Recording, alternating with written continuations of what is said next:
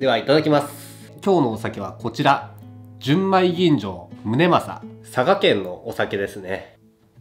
日本酒度がマイナス15ということで甘みの強いお酒ですね。でも後味はすっきりしてるんで料理にもよく合うと思います。ではまず山椒風豚ごぼうですね。少し濃いめに味をつけていて、そして山椒を入れてるんでお酒に合う料理になりますね。そして唐揚げですね。